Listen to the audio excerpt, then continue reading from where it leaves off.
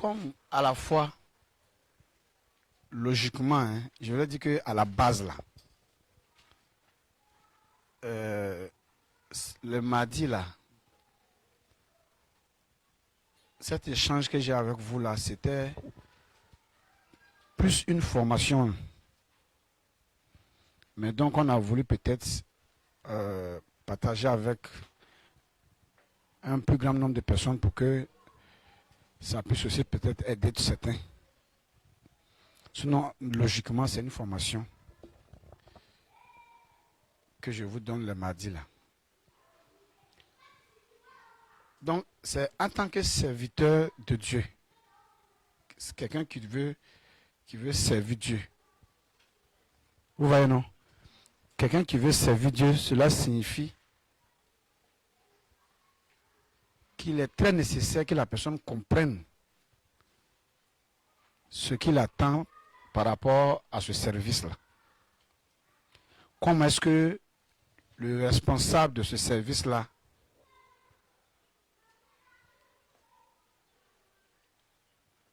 veut qu'il fasse, veut le voir, qu'est-ce que ce responsable attend de lui. Donc, ici, en tant qu'un serviteur de Dieu, on a voulu mettre l'accent sur le fait que tu dois déjà, de par ta conscience, te laisser interpeller sur un fait, j'allais dire, très important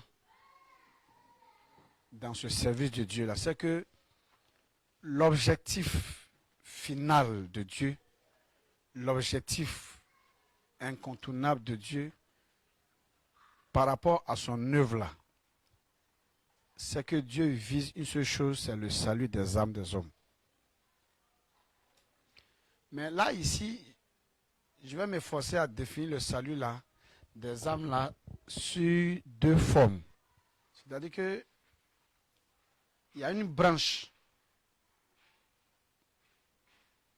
physique qui se détache et ça laisse une seconde branche qui est l'aile spirituelle du salut. Donc il y a le salut physique et puis il y a le salut spirituel. Ouais, non? Donc dans le salut physique là, il y a toi-même ton bien-être. C'est-à-dire, comment est-ce que tu vas te comporter dans la vie de façon à avoir moins de problèmes, quoi. Et là, ici, ce salut-là vise les problèmes donc que tu as appelé à connaître dans ton ignorance. Pourquoi? C'est l'image de quelqu'un qui est en train de partir quelque part. Mais il ne connaît pas le lieu où il se trouve là, il ne connaît pas. C'est sa première fois, il est étranger quoi dans ce lieu-là. Et en même temps, ce qui est grave, c'est qu'il n'y a pas de lumière. Et c'est dans la nuit, il s'est retrouvé dans ce lieu. Donc, il est dans un lieu où il est étranger, mais dans la nuit, et pourtant, il n'y a pas de lumière. Donc, lui là, il n'est pas différent de celui aussi qui en plein jour se trouve dans un lieu où il est étranger aussi. Quoi qu'il y ait lumière là, mais il ne connaît pas le lieu où il se trouve et où il va. Maintenant l'autre, lui il peut même connaître le lieu où il se trouve, mais il est arrivé la nuit et il n'y a pas de lumière. Tu as vu, non? Donc tous les deux là ont besoin d'être guidés. Et ce qui va les guider là, va s'appeler lumière, éclairage, éclaireur. Donc ça veut dire que le guide c'est qui? C'est une lumière, c'est un éclairage, c'est un éclaireur. Donc quand toi tu penses aller faire l'œuvre de Dieu là, tout de suite tu dois savoir que tu t'en vas pour être un guide. C'est-à-dire une lumière, donc un éclairage, donc pour enfin d'être un éclaireur. C'est pourquoi l'apôtre Paul pose la question aux Romains, chapitre 2, en disant, si un aveugle conduit un aveugle là, quelle sera l'issue de leur course?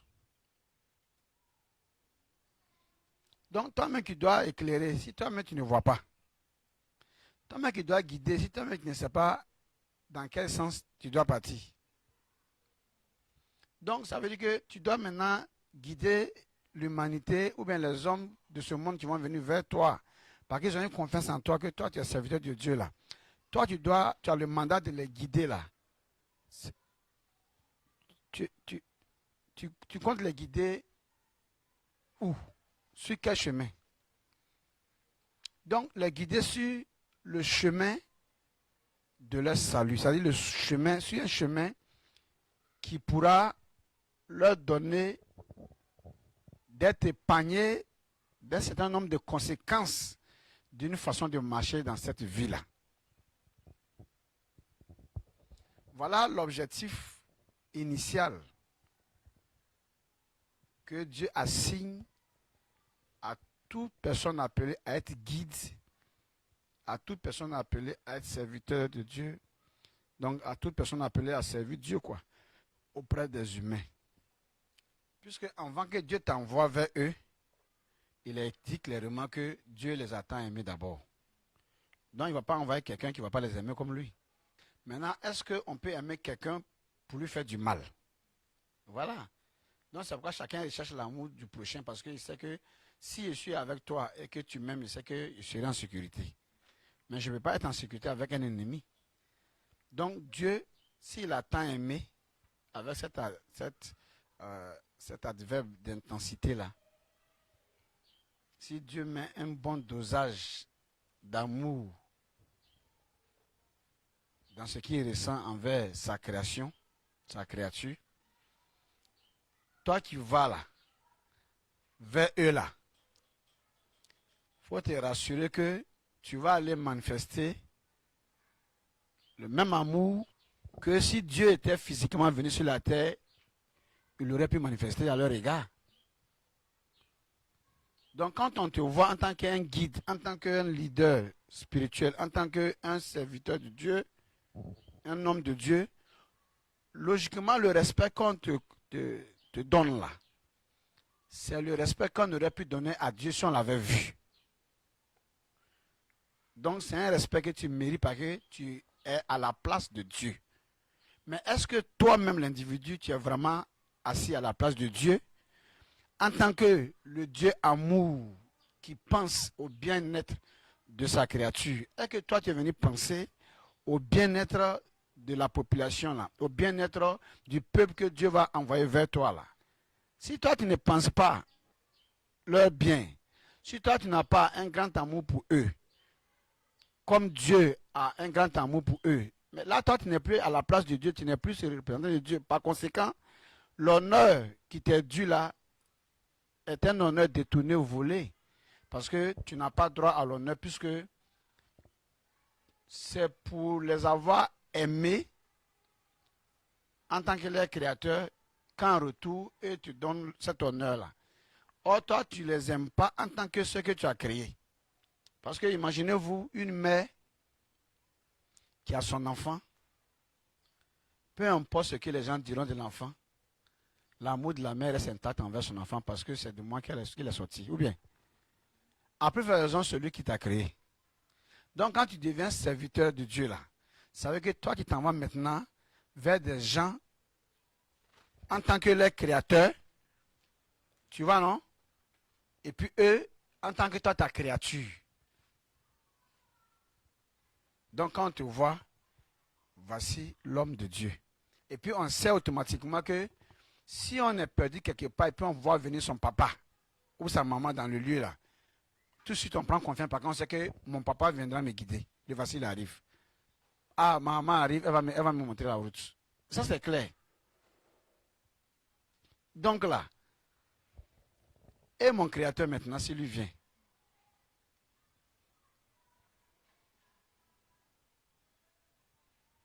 de deux, de manière,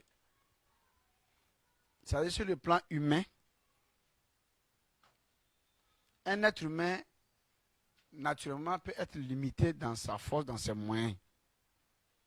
Parce qu'il n'est pas créateur. Ça, c'est possible parce que Dieu peut l'assigner à une pauvreté et autres, conjoncture, tout ça. Mais c'est différent de Dieu. Qu'est-ce que je veux dire? L'être humain là, il a beau aimer son enfant, peut-être que s'il est trop coincé, il va trouver un petit moyen pour exploiter son propre enfant, pour pouvoir se dépanner. Ça dépend de la condition extrême de pauvreté que cette personne peut connaître. Et ça peut être justifié peut-être, cet acte peut être justifié peut-être pour cette condition de misère dans laquelle il se trouve. Mais Dieu, là, il ne peut jamais être misérable. Parce que lui, il ne fabrique pas même. Pour qu'il parte acheter du matériel pour obtenir autre chose. Lui, il déclare une parole et puis ce qui n'existe pas existe. Donc, il ne peut pas être misérable. Donc, qu'est-ce qui va amener Dieu souvent à tromper sa créature dans le but de vouloir l'exploiter pour pouvoir régler un problème? Comme un parent, même pour le faire même, ils seront rares. Un parent qui a sa dignité au complet là, ne peut pas être à l'aise de se voir en train d'escroquer son enfant, sauf dans un cas extrême que Dieu même peut comprendre. Mais Dieu lui ne fera pas ça. Donc, ce qui signifie que toi maintenant qui viens au nom de Dieu vers des gens là, tu dois déjà te préparer à savoir que l'exploitation, la trahison, la flatterie, vous voyez, le vol, l'escroquerie, ce sont des choses qu'on ne pourra pas retrouver dans toi, ton esprit, dans toi, tes attitudes, dans toi, ton comportement, dans toi, tes volontés, dans toi, tes désirs. On ne peut pas trouver ça là-bas. Parce que si on a trouvé ça là-bas, là, hein, tu deviens un mauvais représentant de Dieu, mais de Dieu, tu dénonces Dieu. Ou bien, tu deviens un dénonciateur de la personne de Dieu. Et là, tu crées une confusion dans l'esprit de la création de Dieu, des hommes que Dieu a créés maintenant, parce que ça ne va pas au juge. Est-ce que Dieu est vraiment différent d'un être humain qui n'a pas créé, donc qui est limité en moyens, qui peut aussi se permettre certaines choses, mais quand Dieu lui aussi se permet ces choses, ce n'est pas qu'il est limité. Dans ce cas-là, maintenant, avoir foi en celui-même qui est limité, comme moi aussi qui suis limité là, ça va me servir à quoi au juste? Donc, c'est le fondamental. Donc, ce qui fait que pour servir Dieu maintenant là, tu ne peux pas te permettre de t'asseoir devant une télévision et puis suivre une émission de prédication ou bien d'enseignement là, et puis te faire former pour dire que tu es un serviteur de Dieu. Ça n'a pas suffi. Tu ne peux pas t'asseoir là, près de quelqu'un qui parle de Dieu, et puis il t'enseigne comme ça, net là, et puis tu te lèves là. Non. Il va falloir que tu affrontes un certain nombre de réalités. Et c'est ce nombre de réalités que tu auras à affronter là. Vous voyez, non? Voilà ce qui va venir maintenant te recréer. Parce que ça va te donner une autre personnalité. Une personne à carapace. Une personne à haut profil. Une personne, donc, si tu veux encore, c'est-à-dire qui désormais aura un charisme, quoi. Donc, tu vas te faire un autre genre. Sinon que Dieu va te faire un autre genre de personne maintenant qui va correspondre à lui, Dieu. Parce que, vous voyez, si Dieu venait sur la terre ici, vous savez clairement que Dieu, il sera exclu de la liste des escrocs. Parce qu'il ne sera plus Dieu. Où c'est faux? Hein? Bah, toi, tu ne peux pas créer les choses. Toi, tu as créé les choses. Hein? Tout ce qui existe, toi, tu as créé. Et puis toi, tu escroques. Ça, c'est pas Dieu. Ça, c'est l'un des créatures, là, ça. Deuxièmement, vous savez que Dieu ne peut pas mentir s'il vient ici. Par comment tu peux mentir à ce que tu as créé? Troisièmement, vous savez que si Dieu vient sur la terre, normalement, il ne doit pas avoir peur. Parce que ce qu'il a créé ne doit pas l'effrayer. Quatrièmement, si Dieu vient sur la terre, il ne pourra pas lutter pour chercher à se faire voir, pour se faire connaître. Parce que c'est lui qui dit à ce qu'il n'a pas su, et puis ça vient à la connaissance, c'est lui qui sort du ventre un enfant pour mettre sur le dos, et puis tout le monde regarde. Donc là, il y a des attitudes qu'il ne peut pas se donner d'avoir. Maintenant, quand toi tu dis maintenant que toi tu es l'homme de Dieu, quand toi tu dis maintenant que toi Dieu t'a envoyé quoi? Hein? Comment il va t'envoyer selon toi-même? C'est pas au marché comme ça, il te voit et puis il dit, toi là, faut partir. Non, hein? Il va mettre son esprit sur toi. C'est pour ça que Jésus disait en Luc 4, 18, il dit, l'esprit du Seigneur est sur moi. La raison c'est pourquoi?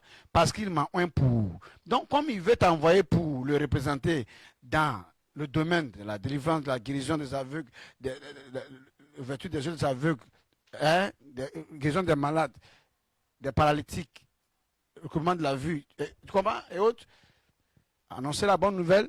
Donc, il va mettre son esprit sur toi. Son esprit, là, c'est quoi maintenant? C'est sa personne. Donc, tu seras maintenant investi de la personne de Dieu. Or, dans cet investissement de la personne de Dieu, là, se trouve là un piège.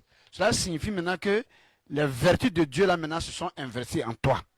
Donc, si Dieu venait qui ne doit pas escroquer, toi, tu ne peux plus escroquer parce que Dieu, l'absence d'escroquerie qui est en lui, là, dans son esprit, là, est désormais en toi.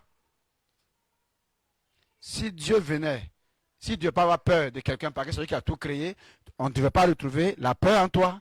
Parce que l'esprit de puissance et de force et de créativité, de créateur là, s'est investi en toi. Vous voyez? Donc, ça te permet, en m'écoutant là quoi, ça te permet maintenant toi-même de rentrer en toi-même pour savoir, est-ce qu'actuellement, je suis en train de manifester la vie de Dieu?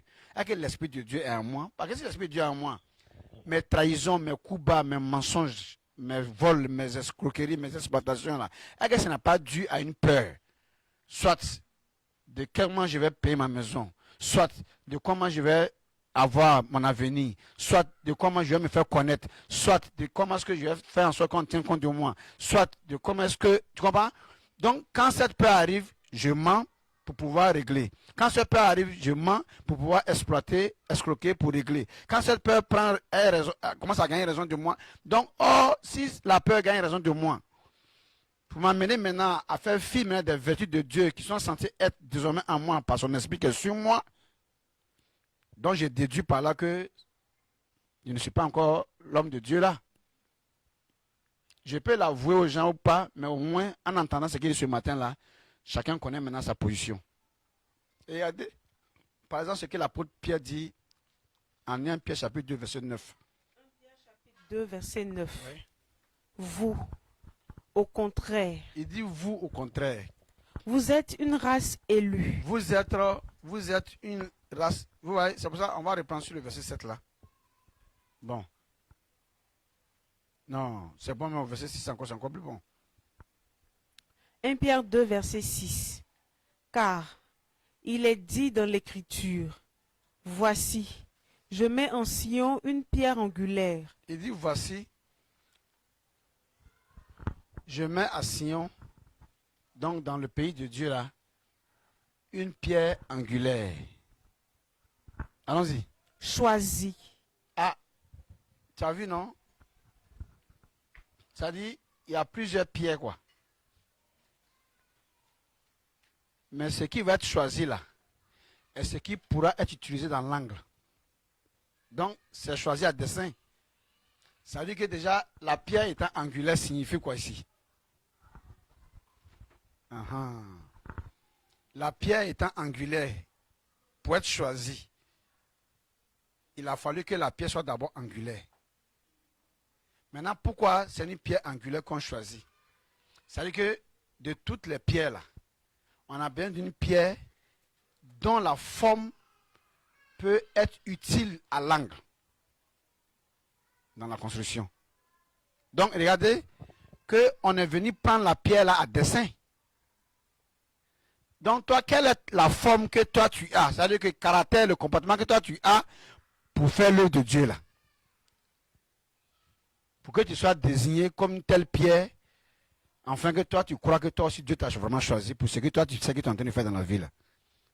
Donc, quand toi-même, d'abord, l'individu qui est appelé à aller apporter le salut aux gens, toi-même, tu n'es pas sauvé. Puis que toi-même, tu ne sais même pas d'abord c'est quoi même le salut. Toi-même, d'abord, tu ne sais pas d'abord à quoi tu as appelé. Maintenant, tu as appelé les gens à quoi? Les gens sont en train de crier dans une cour, toi, tu passes. Tu appelles les gens, tu cries pour appeler les gens de venir. Bon, ils se préparent à quoi? C'est un mariage, c'est des funérailles, ou bien il y a du feu dans la cour là-bas. Tu ne sais pas, et puis tu appelles les gens. Informe-toi d'abord, ou bien, maintenant quand tu appelles là, tu les appelles en conséquence, donc tu peux leur dire, amenez des seaux d'eau, venez avec de l'eau, parce que tu sais de quoi il s'agit. Toi, tu dis, venez avec de l'eau. Oh, c'est juste un baptême. Ils sont venus, on dit, où est fait là? On dit, non. Qui a fait? Que c'est le baptême de petit là? On dit, aïe. Mais toi, pourquoi c'est quoi tu fais comme ça là? Donc, ici là, vous voyez maintenant que le salut commence d'abord par l'individu même qui dit que Dieu l'a envoyé pour aller sauver les gens. Il ne sait pas que pour faire cette œuvre-là, il est appelé pierre angulaire choisie. Ça veut dire quoi? Une pierre qui ne peut servir que dans l'angle. Donc, il y a déjà une forme. Ou bien? Hein? C'est ça, non? C'est sa forme là qui lui est déjà imposée là, qui lui donne son nom. Pierre angulaire. Donc, c'est pas qu'on a fini de l'appeler, qu'on la taille. Hein? On l'appelle en fonction de comment elle a été taillée, quoi. Donc, on ne devient pas serviteur de Dieu pour aller ressembler à Dieu. Hein? Mais quand on commence à manifester les vertus de Dieu, là, naturellement, tu appelles serviteur de Dieu, quoi. Par toi, tu peux servir ces vertus-là. Hein? Hein?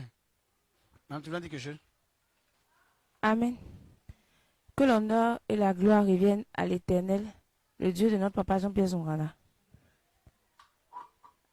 De ce que papa est en train de dire maintenant là, ce que je comprends maintenant et puis je bouge ma tête, c'est que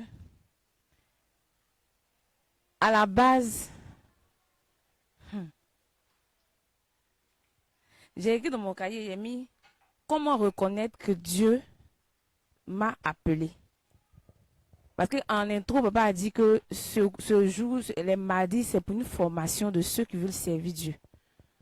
Mais dans ce que papa est en train de détailler là, si tu reconnais que tout ce qu'il est en train de citer ici, où papa dit qu'en toi, il ne doit pas avoir de mensonges, il ne doit pas avoir d'escroquerie, si Dieu venait là. Donc, actuellement, je réfléchis parce que je suis en train de regarder en moi. Dire dans ma bouche que j'ai été appelé, c'est vain, c'est l'attitude. Donc, on ne peut pas dire que le salut commence d'abord par celui qui cherche à guider un peuple ou bien un groupe de personnes là. C'est d'aller se Georger encore. Parce que si Dieu venait à s'investir en une personne, Dieu n'allait pas escroquer, Dieu n'allait pas mentir, Dieu n'allait pas voler. Maintenant, toi, tu dis non, toi, tu as appelé à servir Dieu, tu es serviteur de Dieu, mais tu passes représentant de Dieu, mais tu passes par l'escroquerie, par le mensonge. Bon, tu n'es pas encore serviteur. Papa, il n'a jamais eu de serviteur de Dieu, au fait. Comme c'est à vous que Dieu s'est révélé, vous allez nous révéler ces paroles-là, donc nous sommes là pour noter. Donc ici, on note que quoi? Prenez le cas simplement de quelqu'un qui veut se passer pour le guide d'une tierce personne. Tu es obligé, ça là, ce n'est pas négociable. Tu es tenu de savoir, de connaître le lieu où vous allez ensemble là, pour que toi tu sois le guide là. Sinon tu risques d'être guidé. Ou alors en ta présence, on va faire appeler un enfant, un gosse qui va venir vous guider pendant que tu étais venu avec quel titre. Là, tu vas tuer de l'autorité de ton âge pour crier sur l'enfant là, pour l'intimider comme si ce n'est pas lui qui est en train de vous guider. Parce que voilà ce que vous faites en fait. C'est-à-dire que toi, tu es en train de faire l'œuvre de Dieu là, tu te rends compte que ce n'est pas ça, mais tu ne le reconnais pas aussi, tu fais des discours. Parce qu'on doit retenir que toi, tu es quand même un guide. Donc, la base ici là, du Georgeur là, du jugement là, c'est simple. tu établis, ça veut dire que tu peins un tableau à ta gauche, un autre tableau à ta droite. Le tableau de ta gauche, tu vois Dieu qui a créé le monde. Est-ce qu'il peut tromper les hommes qu'il a créés pour gagner quoi? Parce qu'il va perdre quoi? Est-ce qu'il peut mentir? Est-ce qu'il peut se laisser effrayer par eux pour pouvoir prendre des voies détournées pour les échapper? Que non. Donc, maintenant, est-ce qu'il peut avoir peur d'eux pour que s'il a dit la vérité, qui va contribuer à leur salut, à leur faire du bien, lui, Dieu, qui s'appelle l'Éternel, donc qui est éternel, ils vont le tuer? Que non. Maintenant, toi, maintenant, tu viens le représenter, que oui, va ton tableau maintenant, le deuxième tableau maintenant. Donc, prends ces choses-là, comme avec des pinces, et puis tu installes. C'est-à-dire que c'est comme, qu'on appelle ça, des logiciels, non? Voilà. C'est-à-dire, hein? Tu prends maintenant, puis tu télécharges. Tu prends, et puis tu télécharges. Tu prends, et puis tu télécharges en toi.